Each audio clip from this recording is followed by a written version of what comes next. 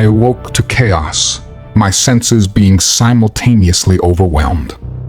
A light brighter than any sun temporarily blinded me, and my ears were filled with a deafening, siren-like din. My body shot forward, and I instinctively prepared for a heavy collision, but I was pulled back into my seat, secured in place by a powerful magnetic force. The light faded, and the ominous, apocalyptic noise was replaced by the constant sounds of beeping control panels and distant explosions. I blinked, slowly opening my eyes and looking down at my own body, finding my frail form encased in a suit of armor. An exoskeleton designed for modern warfare, which offered me partial, but by no means, protection from the battle environment. I took a moment to catch my breath, and soon realized I was breathing through a respirator. A sealed helmet covering my head, but allowing me to see out through a thick but transparent visor. I was still secured to my jump seat, restrained by an invisible force, and protected from the extreme pressures. But I was able to turn my head and observe my immediate surroundings. I sat inside a tight metal tube, surrounded by other bodies. I saw people to my left and right, and across from me, noting how they were all similarly kitted out, dressed in heavy combat suits, which made them look like giants. I counted 15 suited individuals, not counting myself. Looking through their visors, I could see their faces. They were an assortment of races and genders, but all were human beings, just like me. Nobody spoke or even met my eye, but I sensed we were all experiencing the same emotions in that moment. Fear, adrenaline, wonder, and also disbelief. We weren't meant to be here. That seemed certain. All of us were human beings, most born on Earth, although some were citizens of the galaxy. In any case, we were all a long way from home, caught up in an alien conflict not of our making. We hadn't asked for this war, but there was no other choice but to fight. The enemy had to be defeated, and this was our one and only shot. The tension continued as our tube-shaped craft was propelled through space. And suddenly, my command helmet came to life, transmitting a surge of information, images, and data that appeared on the inside of my visor. My meager brain struggled to take it all in, and I'm sure I failed to understand much of what flashed before my eyes, but I got the gist of it. I was a mere foot soldier participating in one of the largest and most complex military operations in galactic history. The invasion of Hades, the home world of the vicious and warmongering Astri race. The invasion had been years in the planning, and operational secrecy had been tightly maintained, with only the Confederation's top political and military elite knowing the truth. As for me and my comrades, we were only grunts, soldiers following orders, with no knowledge of where they would send us or who we would fight. But now, the plan had been revealed to the entire invasion force, with orders and objectives transmitted in a stream of data. My fellow troopers must have received the same intel as I had, because a cheer went up amongst my comrades. A joyous war cry emitted through the communicators attached to our combat suits, their eyes lighting up with the spark visible through their visors. I shared my comrades' excitement in that moment. The day we'd been waiting for had finally come. All of us had suffered at the hands of the savage Astri, all subjected to unspeakable tortures and barbaric acts of violence. For so long, it had seemed like the Astri were invincible, but now we'd found a way through all their technology and defenses, striking the enemy on their home turf. I focused on the images on my display screen, seeing the projection of the green and blue world below us, our target and objective. The planet's orbit was filled with spacecraft, most colored blue to indicate that they were under Confederation command. There were too many vessels to count, but there must have been dozens of gigantic, needle-shaped warships firing ballistic missiles and ion cannons down at the Astri satellites and targets on the planet's surface.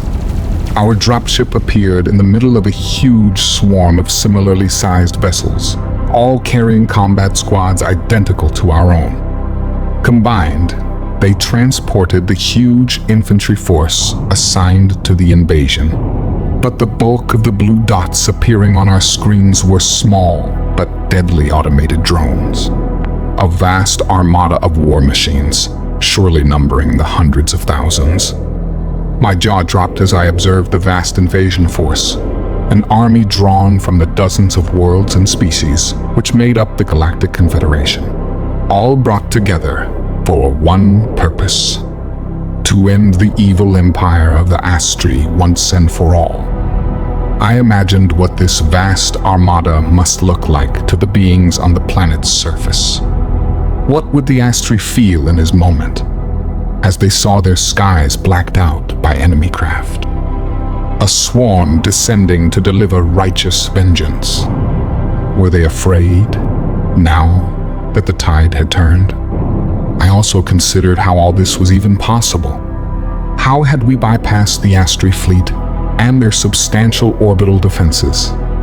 That was a question for later, assuming we survived that long. The Astri had been taken off guard, but they were far from beaten. As I continued to watch the screen, I saw multiple red dots rising from the planet's surface. Enemy drones and missiles ascending to meet the invasion force. And next, some of our vessels started to disappear from the battle zone, taken out one by one. We all heard the explosions around us and feared our own dropship would be next. It seemed to me like a cruel irony to have come this far, only to be blown out of the sky before we joined the battle. But this wasn't to be our fate. Many dropships and drones were destroyed in orbit, but our numbers were overwhelming, and the large majority of our ships got through the Astri's hastily organized defenses. Soon, our ship entered the atmosphere, fire surrounding the vessel's exterior as the surface grew ever closer. It seemed as if we were descending too fast, but our ship's computer automatically activated the reverse thrusters, allowing us a safe but bumpy landing. Welcome to hell, I thought, as the dropship's rear doors slid open to reveal the nightmarish world beyond. In an instant, the magnetic force holding us down was released, and we all stood up, grabbing the high-powered rifles by our sides as we descended the ramp and joined the battle. My boots thumped heavily on the metal ramp, and then I was running on dirt, taking my first steps on Hades.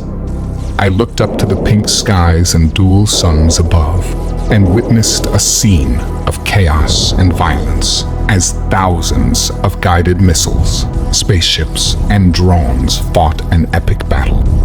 For a brief moment, I was frozen, awestruck as I watched dozens of explosions and hundreds of dropships descending to the surface.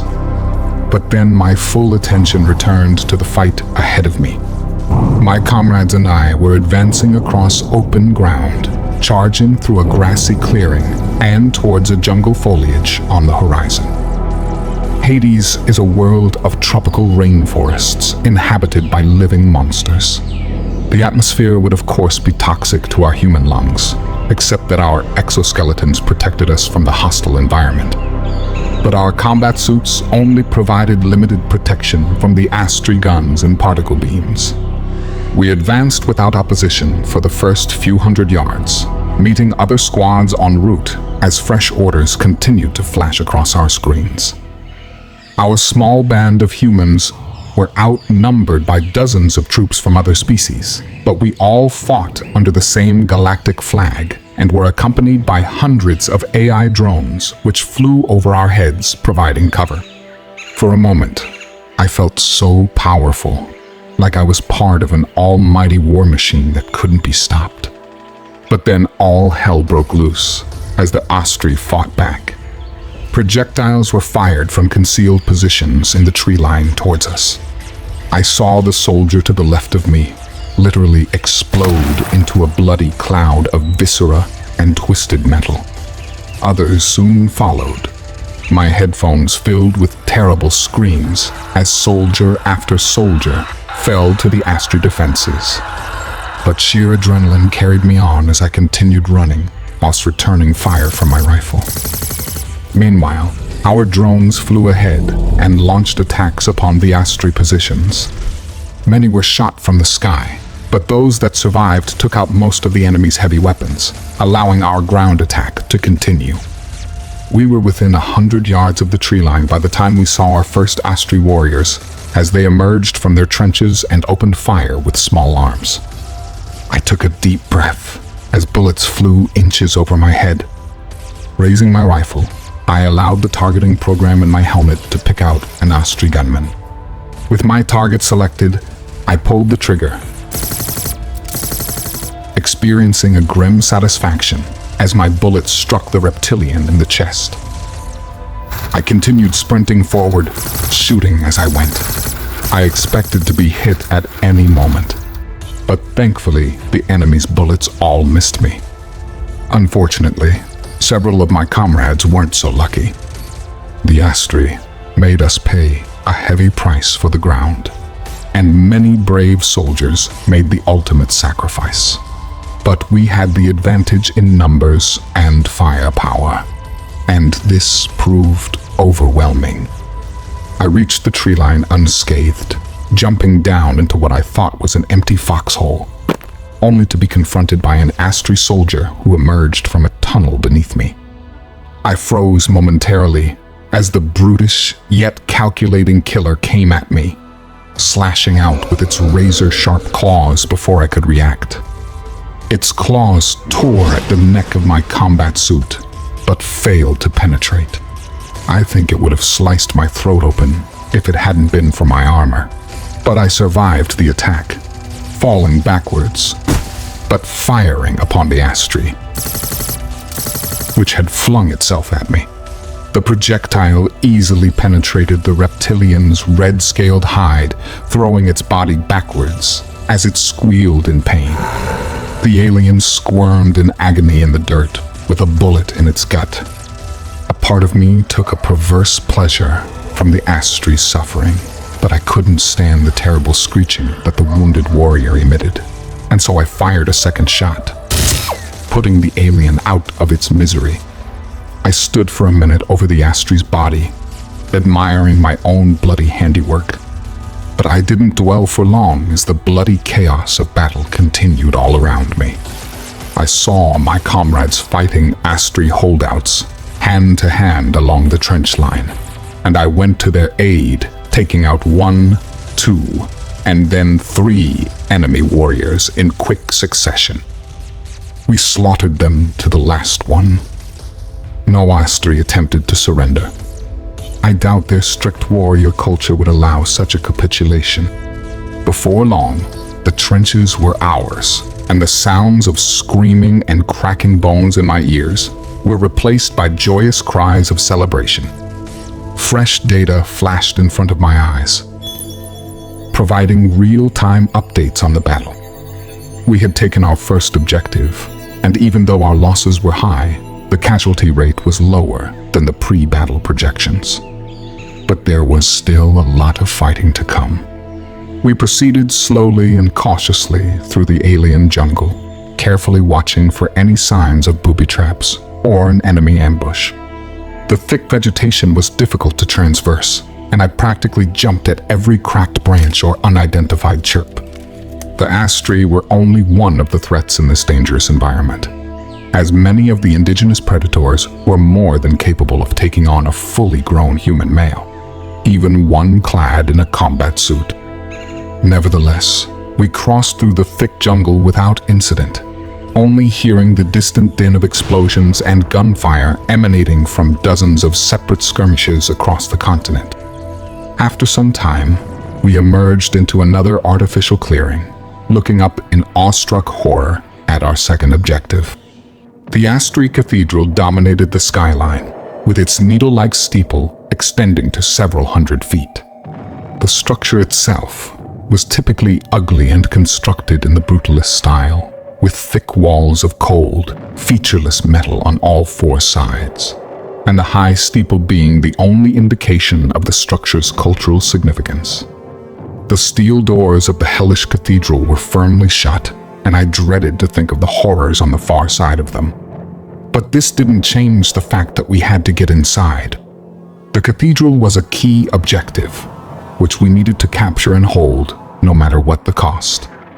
Our orders came through, and I dropped down to my knee, providing cover, whilst a sapper team attached plastic explosives to the door. All was quiet, except for the distant explosions and missile strikes I observed in the darkening skies above. Nevertheless, I felt a grim foreboding as I scanned the perimeter, fearing that an attack would come at any moment. My heart jumped when I heard the dull thud of an explosion, only to realize it was our demolition team blowing the door open. And then I joined my comrades, rushing forward as we piled inside of the twisted cathedral and witnessed the horrors within. I entered what was clearly a hostile environment. The cathedral's interior only dimly lit by a blood-red illumination. I activated the night vision function on my helmet controls, following my comrades as we advanced down the aisle and past the cold metal pews as we searched for threats. What we saw was a vile example of the Astri's cruelty and sadism. Mounted on the walls were the severed heads of dozens, perhaps hundreds, of their victims. I observed many different species, including human beings, and all of the heads still lived, emitting silent screams as their crazed eyes observed our advance into their torture chamber. But worse still was the monstrosity displayed above the altar at the back of the cathedral. I felt sick to my stomach when I witnessed the scene. A grotesque mosaic of skin, body parts, mouths, and eyes. It seemed that multiple beings had been stitched together to create this Frankenstein-like monster. And the creature was somehow alive, squirming in absolute agony and exerting a dozen tortured cries from as many mouths. My squad halted their advance, all awestruck and frozen in abject horror as we listened to the blood-curdling screams. Unfortunately, we let our guard down and didn't see the attack coming until it was too late. I spotted the projectile out of the corner of my eye, but didn't have time to shout a warning before it hit the man in front of me, penetrating his armor and impaling him through the chest. The dying man dropped to his knees, turning to face me with terror and pain in his eyes before his visor was obscured with blood. I swung around, seeing the dark shapes emerging from the shadows and moving rapidly towards the aisle. The Astri who assaulted us were taller, stronger, and faster than those we'd previously fought. A warrior priest elite with a fanatical zeal who would defend their sacred temple at all costs.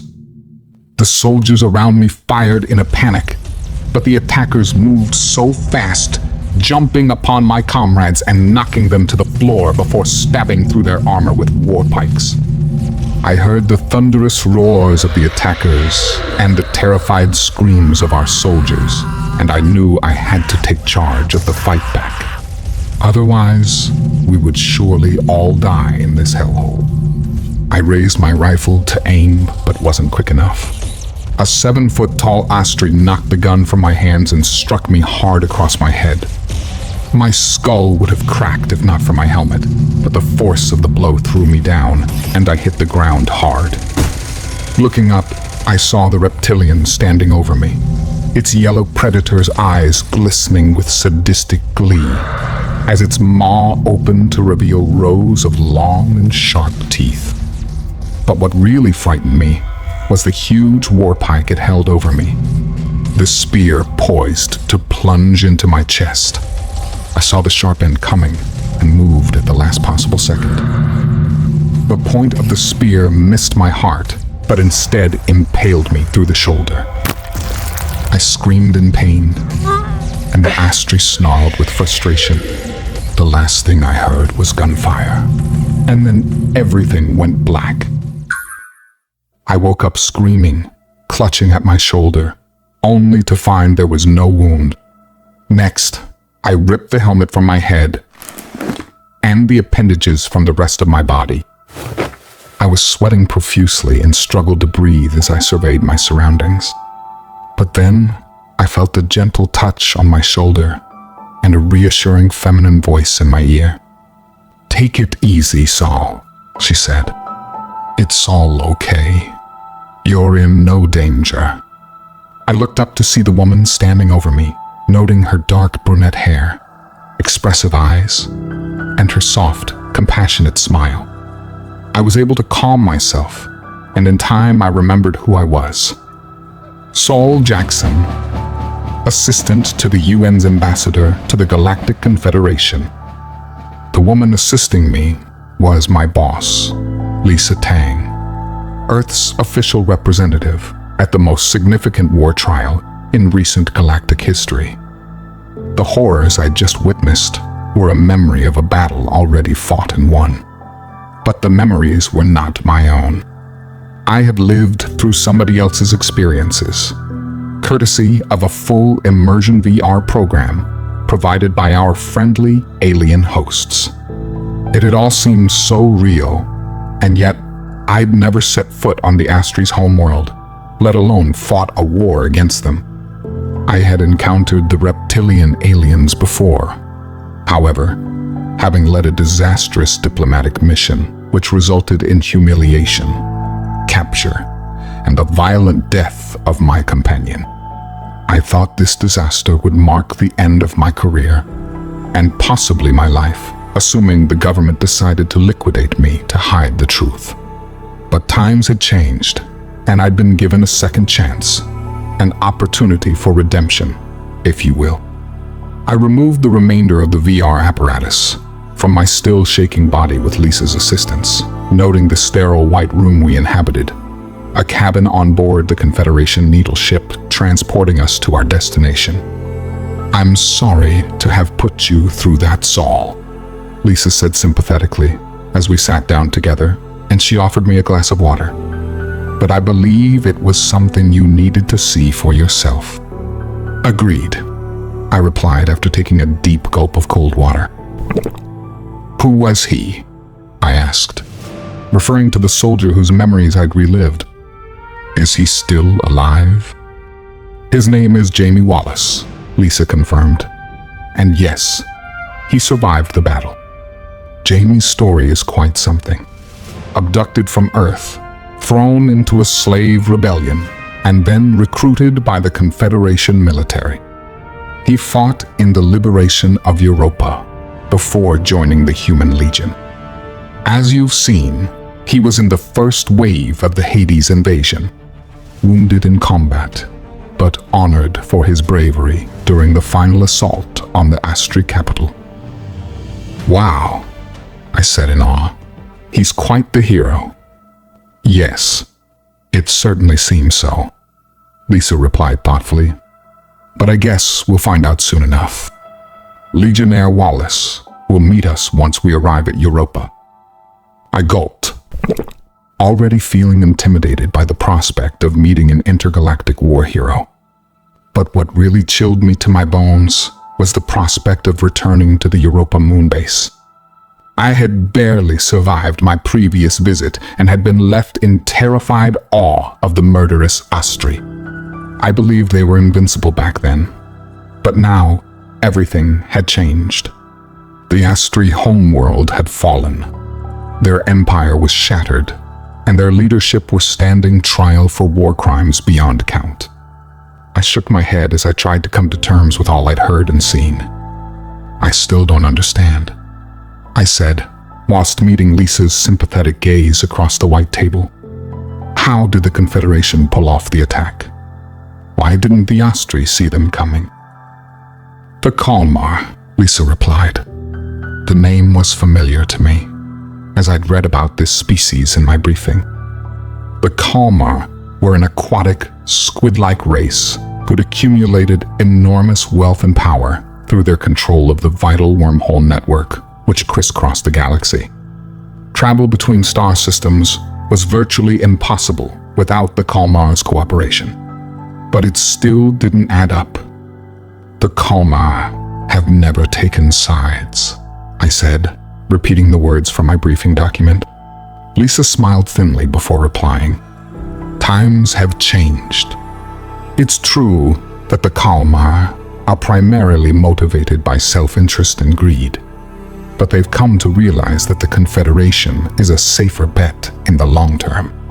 They conspired with the galactic leadership and allowed Allied forces access through their wormholes, meaning the fleet could jump straight into the Astri's home system undetected. I nodded my head in understanding. The Kalmar had stabbed the Astri in the back, throwing their lot in with the Confederation. It had been a risky move, but seemed to have paid off. So, I continued, as my brain processed this new information. The Kalmar opened up the wormhole, but surely the Astri had planetary defenses. The landing looked a little too easy to me. Their planetary defenses were offline, Lisa explained. That was the work of the Gaians. I thought for a moment before remembering the name. The Gaians were a slave race who'd lived for thousands of years under Astri domination. They were responsible for developing and maintaining most of the Astri's advanced technology, so it made sense that they could disable Hades' defenses when the time came. Wow, I exclaimed, as it all started to come together in my head. That's quite the coalition. Lisa laughed nervously before responding. Well, the Astri have made a lot of enemies over the years. I guess that's what happens when you spend centuries slaughtering, torturing, and enslaving every other species in the galaxy. I chuckled at Lisa's comment, but then a coldness ran through me as I contemplated all the atrocities the Astri had committed over countless generations. So that's it then, I concluded. The Astri are defeated. Not entirely, Lisa said with a sigh of regret. Their leadership has been killed or captured and the bulk of their forces destroyed, but there are holdouts scattered across the galaxy. Single ships and garrisons are cut off now because they can't access the wormholes. As for Hades, Confederation forces are in control of the cities, but die-hard Astri warriors have retreated to the jungles where they continue to wage a guerrilla war. I shook my head in astonishment. The Astri were fanatics, raised from birth to fight and die for the glory of their race. It was depressing to think that these holdouts were still carrying on their futile war, but hardly surprising. There was another question on my mind, however. Hades, Gaians, Kalmar, and Malak, I muttered. So many names which appear in our languages. That's no coincidence, Lisa said with a knowing smirk. The Astri weren't the first alien species to visit Earth.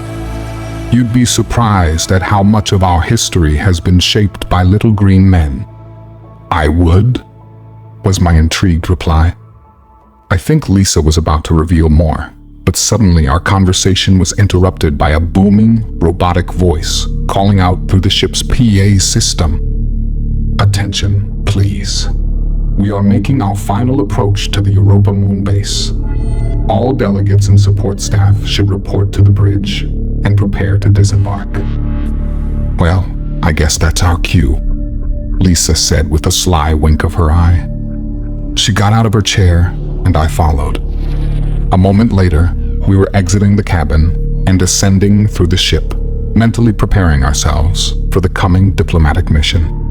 I'll admit to feeling a chilling sense of déjà vu as I stood on the observation deck of the Confederation starship, looking down upon the cold, rocky surface of Europa in orbit around the instantly recognizable Jupiter.